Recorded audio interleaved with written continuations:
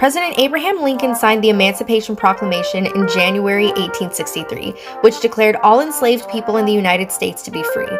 But for enslaved people in Texas, freedom wouldn't come until June 19, 1865, more than 2 years later. On this day, a contingent of Union soldiers arrived in the city of Galveston to inform everybody that the Civil War had ended and the 250,000 or more enslaved black folks in Texas were now free. It's not clearly understood why this extreme oversight occurred. Some historians theorize that since Union presence was not as prominent in this area, it was difficult for the proclamation to be enforced, and equality and justice for African Americans continues to be a struggle to this day. June 19th, or Juneteenth, is celebrated widely as a second Independence Day in the US, but it's still not taught much in schools.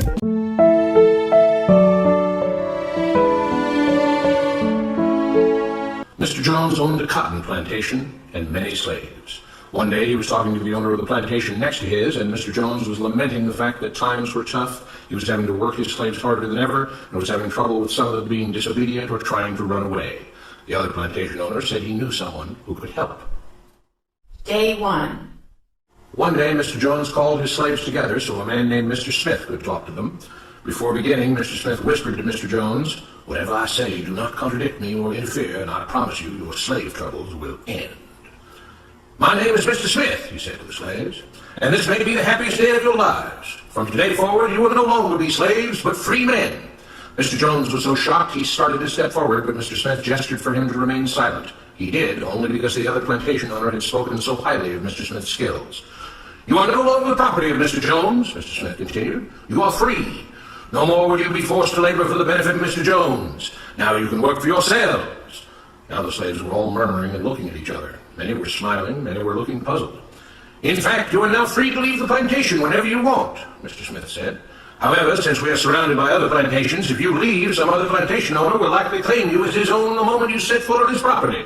So I urge you not to risk your newfound freedom by doing something so foolish. Instead, I suggest that you stay here, no longer as slaves, but as willing participants and part owners of this plantation. Yes, this is now your plantation."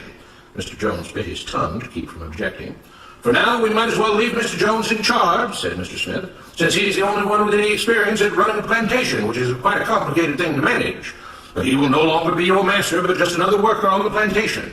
In fact, he will now be using his organizational and management skills to serve you. Whatever problems you may have had with him before, you are now all equals, and you need each other to make this work. If we all cooperate and work together, we can all reap the benefits together. In honor of this happy occasion, I present you this new symbol of togetherness and cooperation, this flag, which shall be the emblem of the new free Jones plantation." He held up the new flag, but most of those listening were still too amazed to respond. "And this shall be our motto," Mr. Smith announced. "We work together as free men for our mutual benefit, pledging our allegiance to the Jones plantation, which stands for prosperity, liberty, and justice for all. To celebrate, everyone has the rest of the day off. Enjoy your freedom, do as you please, and be back here tomorrow morning, bright and early, so that we may begin work on this great and noble new endeavor as equal free men." Finally convinced that Mr. Smith was serious, the former slaves applauded and cheered. Day 2. "We all want this plantation to do well," Mr. Smith said at the beginning of the next meeting, "so we can all share in the benefits. We all know that it takes a lot of effort to make a cotton plantation work. Just because you're all free doesn't mean you can stop working. In fact, since you're now working for yourselves, I expect you to work even harder than ever before, but now with pride and joy, knowing that you're working for yourselves. Of course, there still have to be rules. If everyone just does whatever he wants, the plantation won't produce anything. This experiment will fail and we'll all starve. You should be thankful that Mr. Jones has agreed to stay on to lend his knowledge and skills to this endeavor, and I trust you will all do your own part to make this work. Several of you have been chosen to act as project supervisors to manage different aspects of the operation, to make sure everyone is doing his assigned job, to make sure that the rules are followed, and so on. The rest of you may head out in the fields to start your first day of work as free men." Day 3. The next morning, Mr. Smith had a grim expression on his face as the daily meeting began. "I have an unpleasant duty to do today," he said. "Yesterday, Charles was caught keeping some of the cotton he picked, presumably to sell for his own personal profit. That is against the rules. That is stealing. For that, Charles must be punished." Two men tied Charles to the whipping post. "I take no joy in this," Mr. Smith continued, "but you must understand, if we do not maintain order, if we do not have rules that we all abide by, then the plantation will fail, and we will all suffer." The whip cracked against Charles' back. "But if we all pitch in for the common good, then we can all prosper.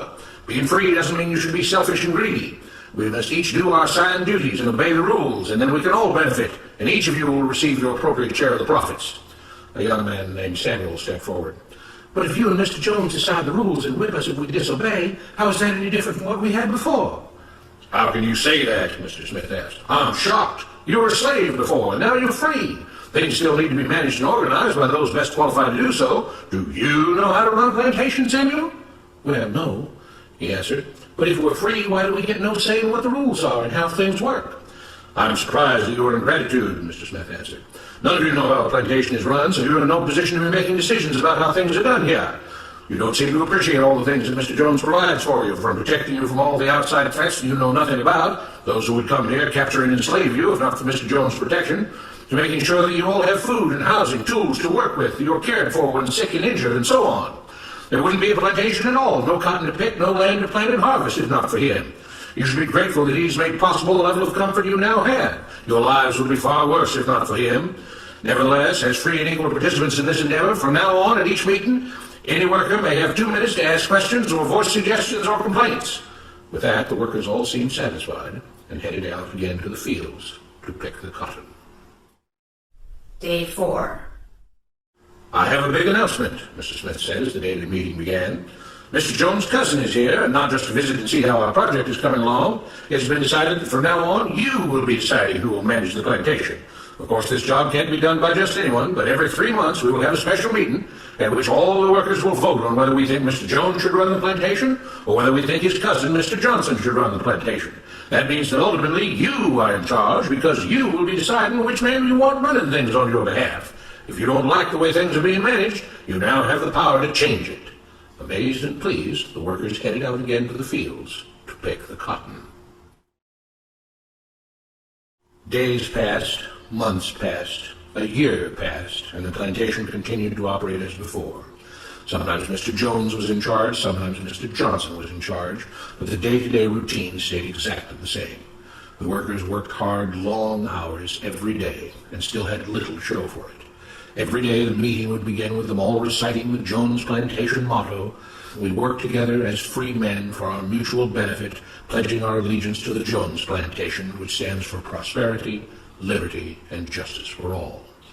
One day Mr. Smith announced, "Samuel is asked to say a few words this morning, and whatever the rest of us may think of his ideas and opinions, we are all free here, and that means we are all allowed to speak our minds. So, Samuel, you have 2 minutes. Begin." Samuel stepped forward, looking scared. "I was excited when all this started," he began, glancing nervously at Mr. Smith and Mr. Jones. "But don't you all see what's happened here? Nothing's changed. We're all still slaves." There were grumbles of disagreement from the crowd. "They tell us what to do and whip us if we don't. They still make all the rules and punish us if we disobey. They let us make suggestions and complain about things, but they never really change anything. They let us choose between Mr. Jones and Mr. Johnson, but what's the difference? The situation stays the same. We do all of the work and they take as much as they want and decide how much they'll let us keep. They live in luxury, made rich by the cotton we pick. We do all the work and have to build our own huts, grow our own food, and take care of ourselves. They leave us just enough that we don't revolt or run away. This is not freedom. We're all still slaves. They've only changed the words they use, but nothing else has changed.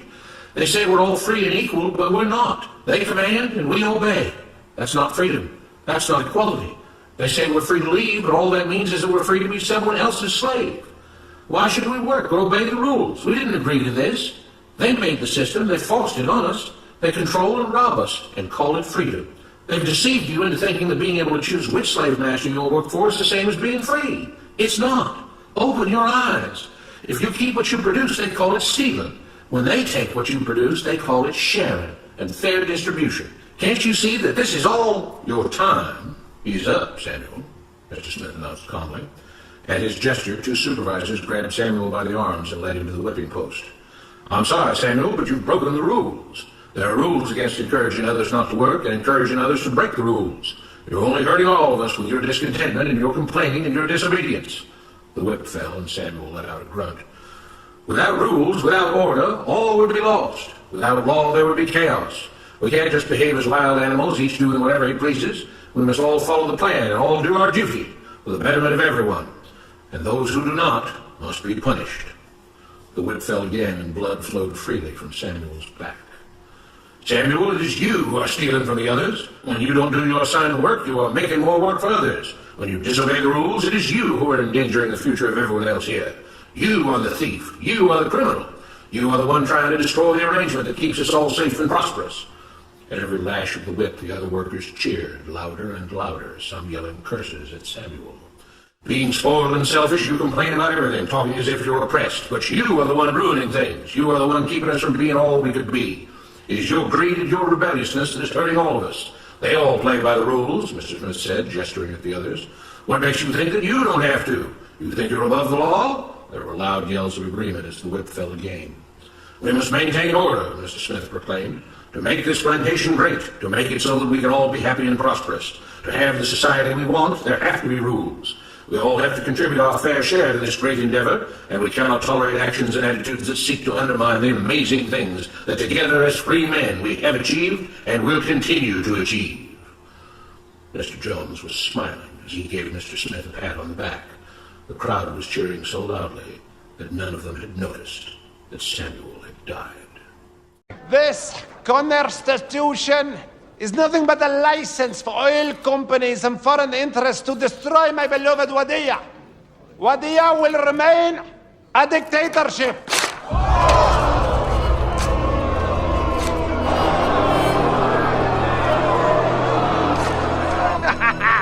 Woo! Oh, be quiet. Why are you guys so anti-dictators? Imagine if America was a dictatorship. You could let 1% of the people have all the nation's wealth. You could help your rich friends get richer by cutting their taxes and bailing them out when they gamble and lose. You could ignore the needs of the poor for healthcare and education. Your media would appear free, but would secretly be controlled by one person and his family. You could wiretap phones. You could torture foreign prisoners. You could have rigged elections. You could lie about why you go to war. You could fill your prisons with one particular racial group, and no one would complain. You could use the media to scare the people into supporting policies that are against their interests. I know this is hard for you Americans to imagine, but please try.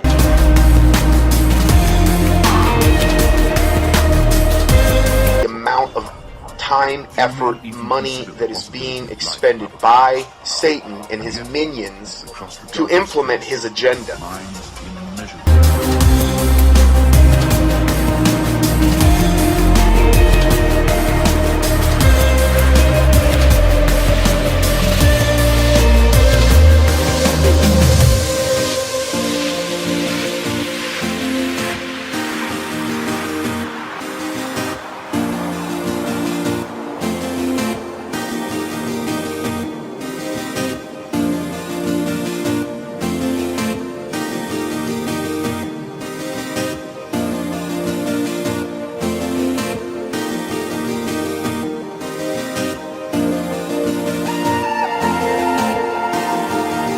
A future that Ernest Cline, the writer of the book, envisioned. I was very careful with Ernie collaborating with me every step of the way to be able to find the movie narrative inside this dense forest of Ernie's profound imagination. The Oasis being the ultimate toy box with all the toys in the world, and then playing that with one of the greatest filmmakers of all time. It results in just amazing action and such a fun adventure. Ernest Cline is such a visionary, and I think has seen the future before any of us possibly could even imagine it.